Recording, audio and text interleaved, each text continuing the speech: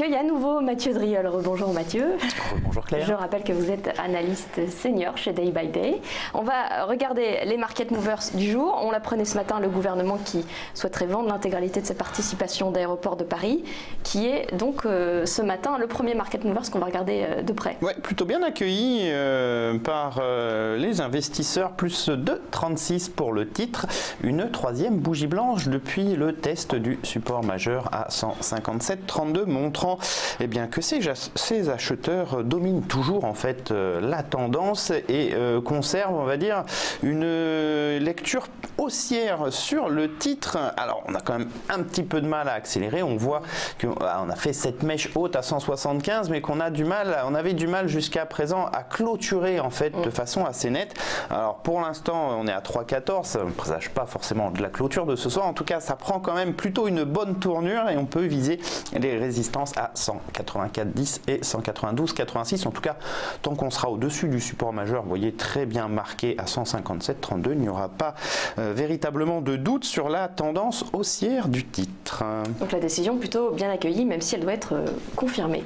Par contre, du côté des valeurs, à la baisse, Maison du Monde. Ah oui, c'est moins 10,29, c'est le gadin du jour avec un gap baissier important qui permet surtout, en fait, vous voyez, la rupture de la borne basse du large intervalle de consolidation qui durait depuis le début septembre. On était bloqué entre 32,70 et 38,60. Et ben, on en sort par le bas de façon assez dynamique. Ça va vraiment venir dégrader considérablement la tendance des cours.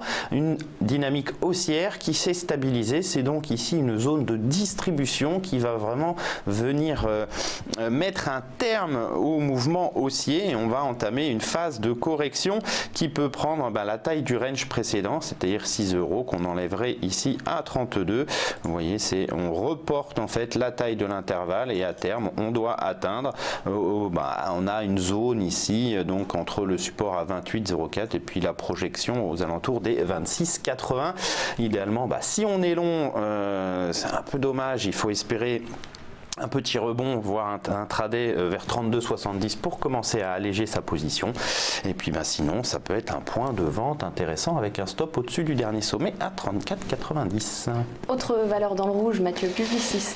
Oui, Publicis, c'est un graphique assez compliqué. On voit sur un horizon de temps supérieur, on est très plat, rien ne se dégage de façon très nette.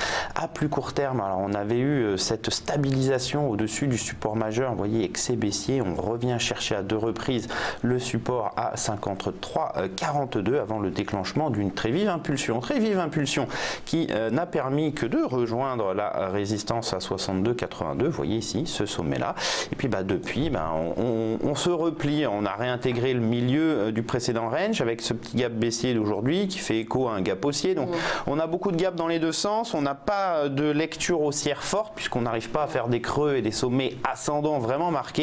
On a fait le haut du range, techniquement parlant on peut revenir sur le bas du range, mais quand bien même on reviendrait sur 53,40, que ça ne changerait pas grand chose à la dynamique puisqu'il faudra sortir de l'une de ces deux bornes pour reprendre une tendance plus tranchée qu'actuellement. Donc lecture plutôt baissière à court terme, mais pas grand chose à se mettre sous la dent sur un horizon de temps un peu plus long. Alors autre valeur à la baisse, ArcelorMittal. Impacté forcément par les déclarations américaines.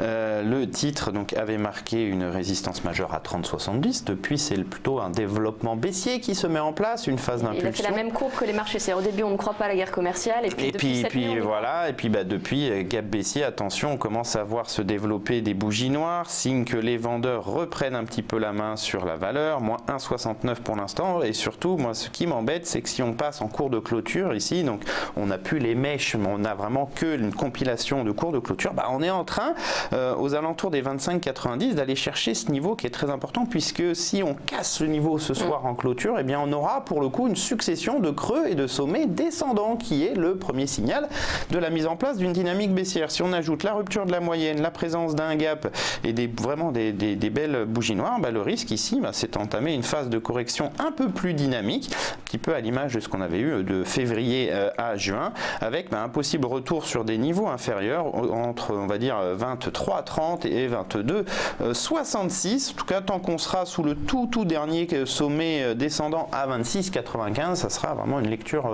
corrective, le risque. Et on termine avec Eramet, Mathieu.